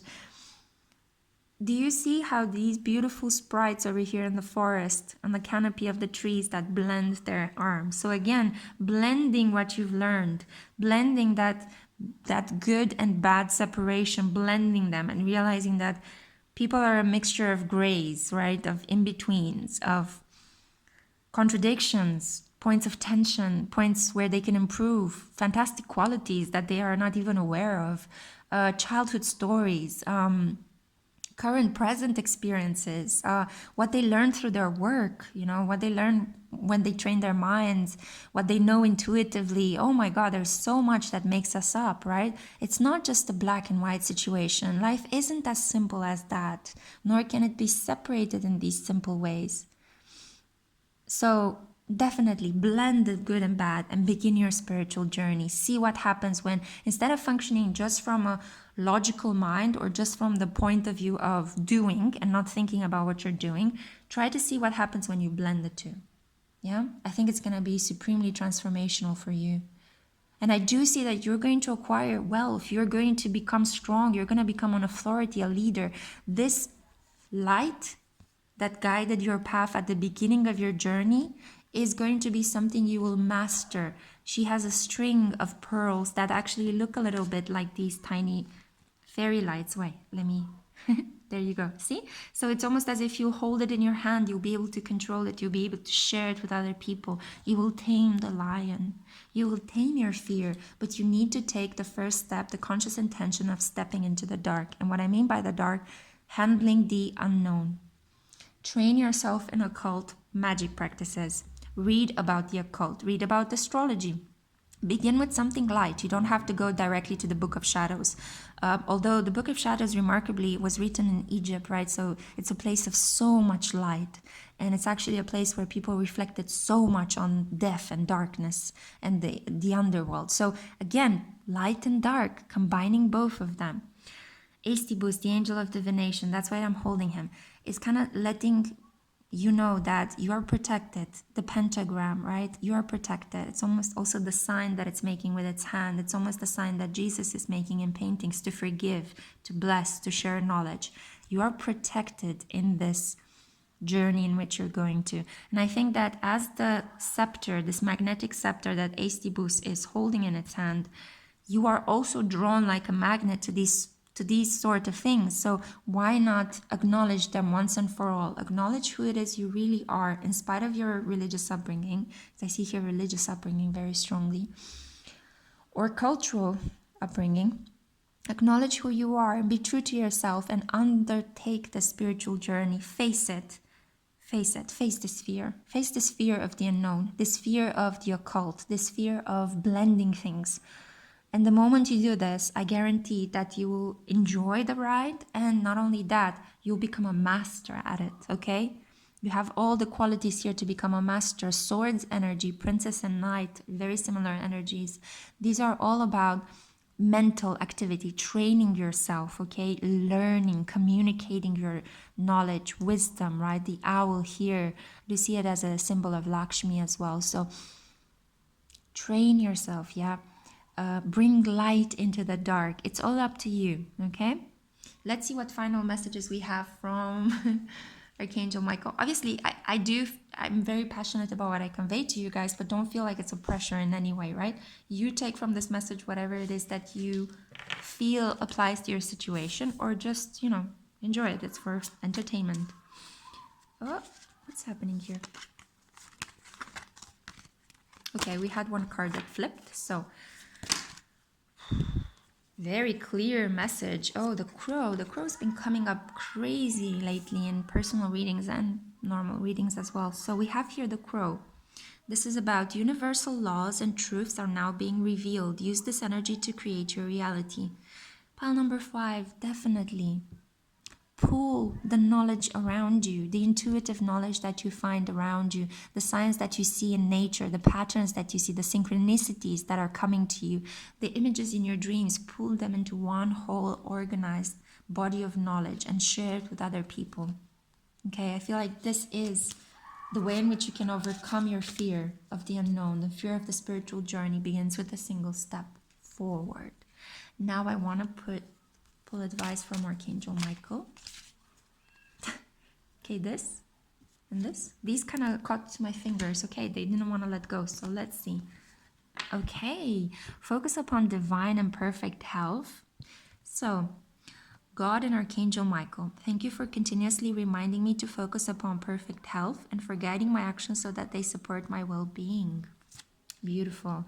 Then we also have believe and trust. Before going to sleep tonight, say, Archangel Michael, please enter my dreams and replace fear with faith and trust. Let me be filled with strength, courage, and confidence. Confidence. I think that's the key word in all of this. I think you're continuously reminded that your wealth is in your health. You need to be strong. And I do think here there is also something about mental health, okay? So take this as it applies, but a very rigid way of seeing the world can create a number of problems. Some of them are mental health problems. Not to speak badly of certain religious bodies of knowledge and upbringing, but a lot of people that suffer from schizophrenia, delusions, paranoid delusions are people that were strongly brought up in dogmatic religious cultures and have been punished for the fact that they did not respect them. So they have this very skewed way of understanding the world, which was due to the very harsh upbringing that they had, the harsh education that was imposed upon them. So when you are facing your fear of the unknown and blending this understanding of good and bad, and not seeing the world in such separate parts, you are also genuinely taking care of your mental health by doing this. By studying also, and by reading and keeping an active knowledge in books and, feeding your mind, thoughts, ideas, blending your intuition with your thinking, you're also protecting yourself from Alzheimer. There are many studies that show that, dementia and Alzheimer are somehow related to, or the appearance of it is not keeping a busy mind, So the busier your mind is, in the sense of you feed it books, you feed it knowledge, you train it, because our minds are curious. They want to work, they want to do something, they want to process, right? So the more you feed it interesting facts, maybe even new skills, you can learn new skills if you find that reading books is not your cup of tea. But the more you train your mind, you protect yourself against this potential fear of mental health issues, or maybe it's not a fear, it's just an apprehension that I saw in the cards here. And it's going to lead you to the path. I mean, the more you train yourself, you're going to acquire wealth. You are going to acquire... you're going to become this person, but you need to go through a phoenix moment. A moment that might shatter some old beliefs, and then you're able to go on the spiritual journey and blend these kind of polarized understandings of the world, us versus them, black and white, night and day, and actually go towards a world that is more complex, more colorful, multi-layered, multifaceted. Yeah. So that's basically what I see. You can overcome your fear of success by reaching deeper and beginning a spiritual journey, by believing and trusting, by keeping a daily routine in which you can infuse it with spiritual things as well, reading spiritual books, doing yoga, meditating, developing strength, physical, emotional, mental strength, basically. So I hope this helped. Pile number 5, it's quite a long message, but I really felt the need to communicate all of these things to you to help you overcome this fear, okay? So I hope you enjoyed it. Please subscribe if you haven't already. Comment down below. Have a look in my description box for further goodies. Until next time, I send you all my love. Bye. Hey, Pile 6. This is for those of you that were drawn to Zadkiel, the angel of mercy and the patron saint of Geminis. So, I just wanted to say, it's weird because Geminis, are they known for their mercy? I don't know. Anyway, you guys have a great sense of humor if you're Gemini, so I'm sure you caught on to that slight burn. Anyway, guys, I have this thing. My mom and my sister are Geminis, and we always, like to be sarcastic with each other about how different we are because I'm a Pisces. So it's like two creatures of two very different worlds. Anyway, I just wanted to say that I don't know why I felt the need to share this with you, but somehow I had. Maybe this might resonate with some of you. Maybe the fears we're about to uncover have to do something with sarcasm, so somehow with people maybe making fun of you. Yeah. Okay, we'll just see what comes up. What I wanted to say very quickly, and I'm trying to keep the enthusiasm going because I've been saying the same disclaimer for a lot of all the other piles. But if you just switch to your pile, this is not a reading about the Grim Reaper, about death. This is about fear. The Grim Reaper is a metaphor for fear. And it's always kind of reminiscent to me of that song, Don't Fear the Reaper. I'm going to link it down below in the description box, so make sure to check that out. I'm going to find out what your fear is, and then I'm going to offer some advice regarding how could you potentially face it and overcome it, okay? So trying to bring some light into this situation. And my hands are very impatiently wanting me to just pull out some cards already. Just such a weird energy. But okay. You guys could be impatient. I'm sensing it. You guys could be impatient. You are the kind of people that go like, oh, is this video 20 minutes long or 1 hour long? What's happening here? I do feel like you could be Aries or Geminis. Or you might be actually in a situation where your fears are coming up regarding Aries and Geminis. I feel here there's something about being rushed, ridiculed. Yeah, oh my God, yeah, oh my God, the Magician. Yes, okay, and I was talking about Aries, right? Page of Swords, Libra, Gemini, or Aquarius energy. Wow, okay, so there is always a reason why I keep sharing these things with you. I want a clarifier. I want some clarifiers on these cards. So what is happening here? What kind of fears are these? Talk about Gemini. The Lovers popped out. I'm going to take just the one on top. One more, please. Oh my God. You're very talkative, you guys. Talkative, impatient, Gemini, Aries energy to the max. The Lovers, the Wheel of Fortune, Prince of Cups, Queen of Swords. Oh my God. Two of Wands, King of Wands. You have a lot of fears. A lot of fears. I think you guys are overthinkers. You're impatient. You're a little bit impulsive. And that doesn't make you less lovable. Don't get me wrong, okay? I'm just saying what I see in the tarot cards. What's happening here? What's with this? It's an energy that kind of makes my body tremble, you know, but kind of like with nervousness, not with anxiety, but nervousness, giddiness, almost like you drank too much coffee, you know, and you're like, you're bursting to get out of your skin. I feel like you tend to be overcome by a variety of irrational fears. They are so irrational that you can't even name them. Yeah. They tend to cloud you over.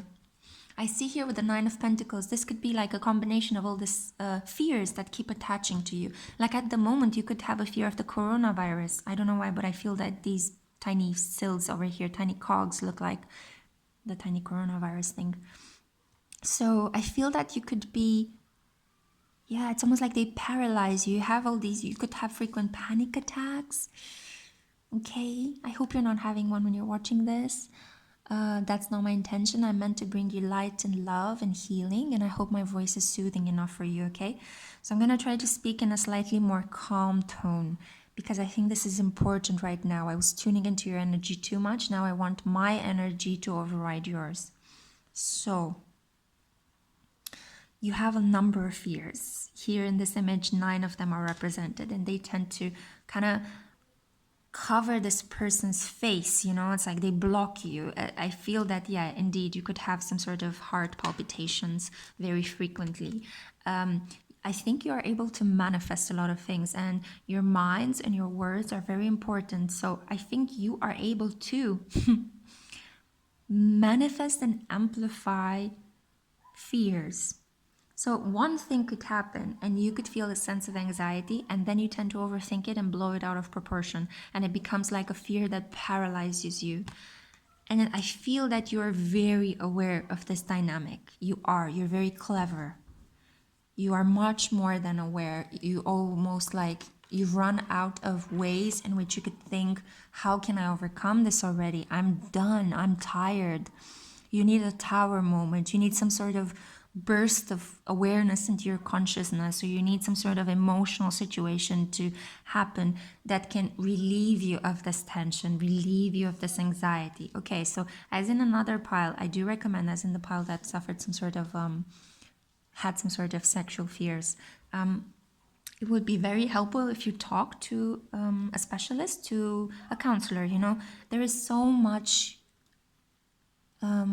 healing. So see, like my attention just completely moved to something else. So I feel that you get a lot of fears, you feel them very intensely, and then it's almost like you go into some sort of emotional stop, and your attention is being dragged into another direction until again another fear comes up and it's kind of making you spin. Wow, okay, it's exhausting to live like this. I can imagine. So this is a lot about amplifying fears. So for some of you, okay, I feel like these are two different groups. Some of you have really intense panic attacks and really need to go and see a counselor, okay? Talk to somebody about your fears. Please do so. Invest in your self-care. Others of you are just overthinkers, over warriors. You tend to amplify whatever fear. You might start from a little thing and then blow it all out of proportion, okay? So there are different categories of depth here. I feel like you're afraid of love and commitment. You're afraid of losing control. You're afraid of diving deep into your emotions and the unconscious, you know? You're afraid of losing a fight. You're afraid of losing an argument, of not having the last word. You're afraid, or this could even be, you're afraid of feeling light. You're afraid of feeling superficial or have fun, you know? You're afraid of, again, this is a lot about control, right? I feel like you need to have a lot of control. And this is why you are experiencing all these fears that tend to overcome you, because it's almost as if your emotions are saying, stop controlling us so tightly. We are gonna bring you negative feelings if you keep controlling us so tightly, because it's a lot about, having dominion, right?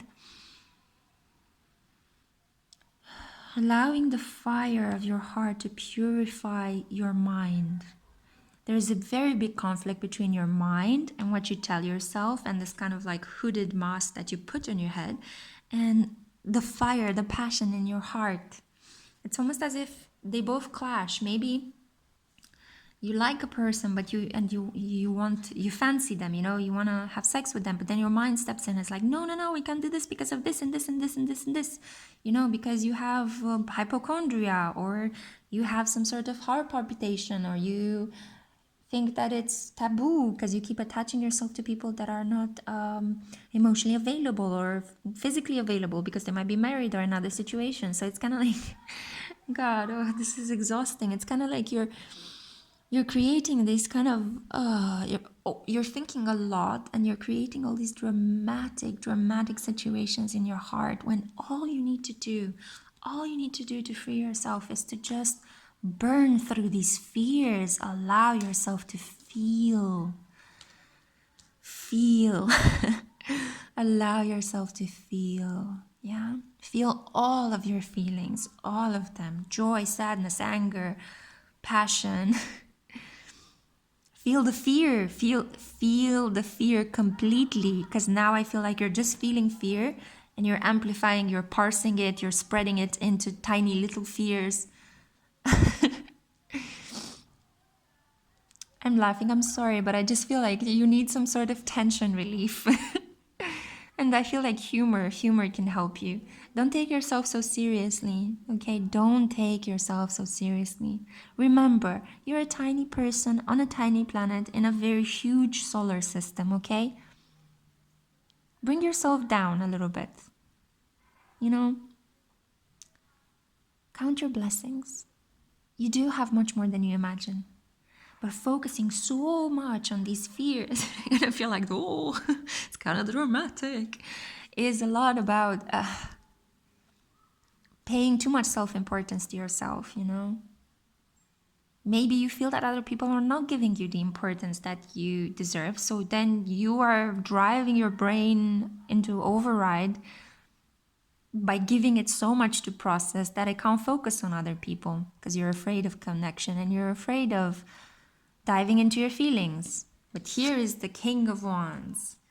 This is a spiritual authority. He's the master of passion. He's coming up into your reading to just let you know, I'm going to torch all of these fears and all of these ideas, these antiquated ideas in your mind. And I'm going to burst open your heart chakra and just get you into feeling things and allowing them to take you where you must go. If you feel sad or very afraid, let it out, cry. I think you haven't had a good cry in a very, very long time. Some of you that are watching this pile. If you feel happy, great. Laugh from the bottom of your heart. Watch some comedy shows, comedy series. Laugh. Allow yourself to feel that. If you feel angry, punch a pillow, okay? Punch a pillow. Do something ridiculous in the comfort of your home without harming other people or without harming yourself very much, but just release it for 3 seconds straight. Punch a pillow straight, and then just or try to do that exercise. There was a really interesting exercise I did whenever I felt panic attacky during my PhD, which happened very often.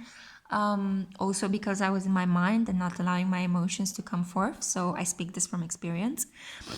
Lie on your bed and do this exercise. Clench all of the muscles in your body as tightly as you can and count to 50 seconds, okay? Count in your mind to 50 seconds and clench your hands, clench your neck, clench your belly muscles, clench your feet. Each body part that you can control, clench it and then release it after 50 seconds. You will experience such a divine sense of relief, bodily relief, yeah? Be careful, don't hold too long. If you feel that 50 seconds is too much, do it for 30 seconds or 15 seconds, okay? You know what works best for your body. I cannot tell this because I don't live in your body, but I do know that this exercise worked wonders for me to just get me to calm down, okay? A hot shower helps as well, yeah? Go into a hot shower, it immediately shifts your energy, it calms you down. Again, water. You need to dive deeply into water. You need to allow your emotions to come up. You need to get into a romantic mindset, to be a bit more dreamy. Do not think of yourself as being so important. Of course, you are important as a human being in this world. We all are. But keep in mind, we all are. It's not just one person. I feel like and I feel like maybe some of you might take this the wrong way, but modesty has its benefits, okay? It makes you feel more connected to the divine. It makes you feel more in tune with other people. It takes down from the ego. The energy that we place in the ego is always going to be fear-based because it's about maintaining an illusion of who it is we really are. Well, if you come back to the self, if you're being modest, and if you understand that you're part of a breathing, living collective, you're connected to other people. You're never alone, okay? This does not only help you become more modest, but it helps you connect to your heart. It helps you understand that life is not a competition, but it is a fun playground, like the one that you hear outside. Yeah? So you are connected. You are part of a larger collective. You are important in your own way, but you're also important because you're part of a larger group. Stepping away from your ego will dissolve the fear and the illusion and will get you back into your heart.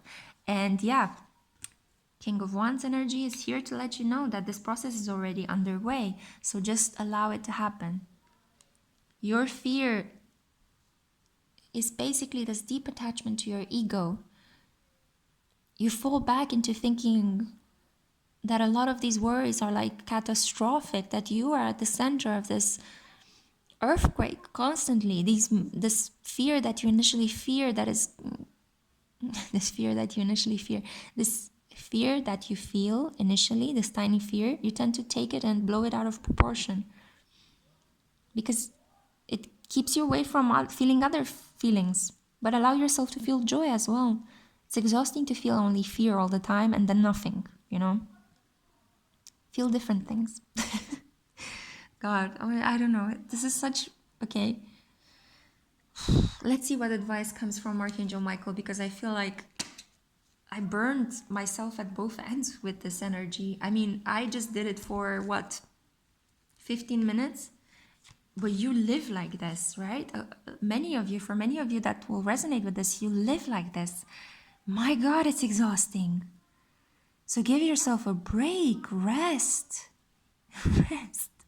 Rest, my darlings, okay? Allow the King of Wands to gallop into your life, okay? To open up your heart, get you out of your mind. You don't need to protect yourself so strongly. Nothing attacks you. You are not weak and vulnerable. You're strong, stronger than you imagine. But getting into your emotions and feeling them makes you stronger. There's nothing to worry about. The situation is already resolved. I give any worries, cares, and concerns to you in exchange for true peace in all ways. Thank you for resolving this. deep, deep fear in a divinely perfect way. Maybe you fear being abandoned as well.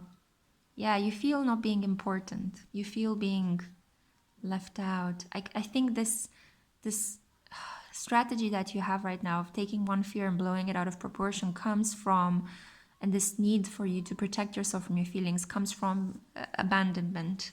You might have been abandoned when you were tiny. And this is why you're using fear to empower yourself at the moment instead of allowing other feelings to empower you. So how this works is that it's almost as if you feel the fear, you take it, you get control over it by blowing it out of proportion, and it creates almost like a shield of fear around you.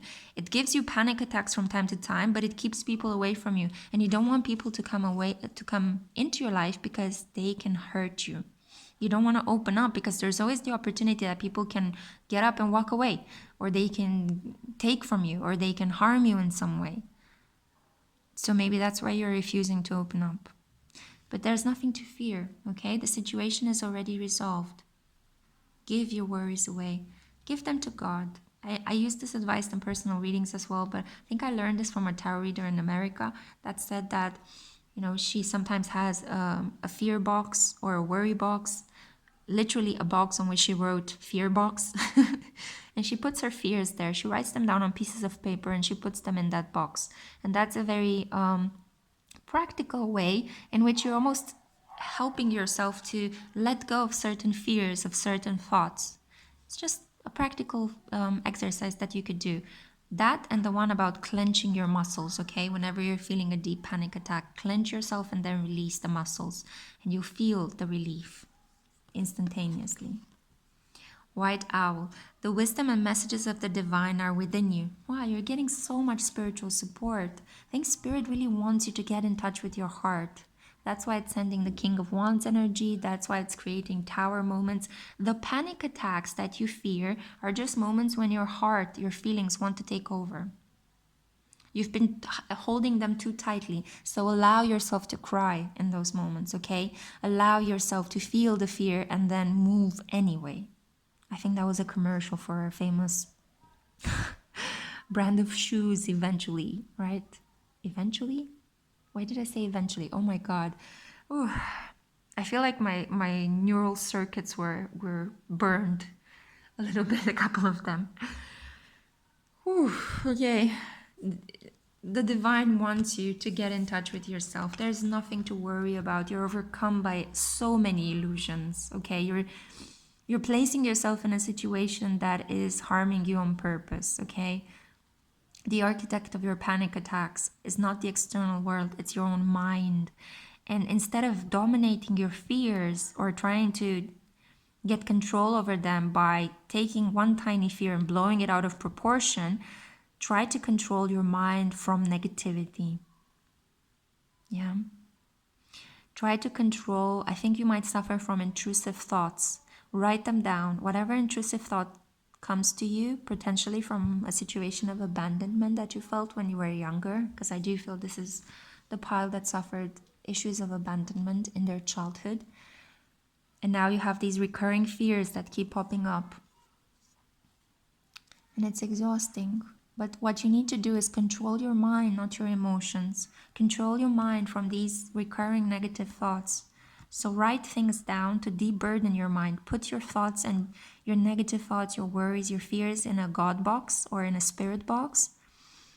And allow yourself to feel. This will be deeply healing, deeply cleansing. Spirit is on your side. It wants to help you. Oh, I want to pull another card for you. I feel like I want to give you more support. I don't know why. Okay, I feel like... Sorry about it. It's just such weird energy, honestly. I was trying to read it and feel it. Oh my God, control issues. What was I saying? Yellow jasper. So wearing yellow jasper in this period can really, really help you. So it says here, utilize your God-given strength and power instead of fearing that others may try to control you. Exactly what I was saying. This is unbelievable. And I want to give you one more advice. I don't know why. I feel like you need so much support and you're getting it from me, okay? At least if there's nobody else in your life to give you the support right now, you're getting it here. Emerald, ceremonies and celebrations. Yay! So there you go. It's a time of important life passages such as weddings, birthdays, graduations, or anniversaries. No wonder you're getting panic attacks.